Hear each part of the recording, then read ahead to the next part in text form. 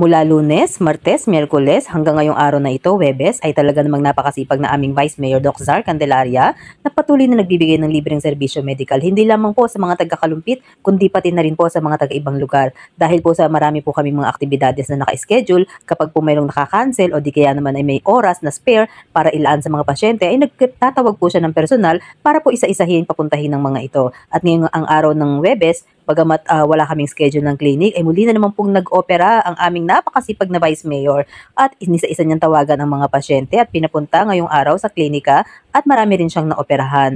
Yung iba konsultasyon at yung iba naman ay karamihan ay opera.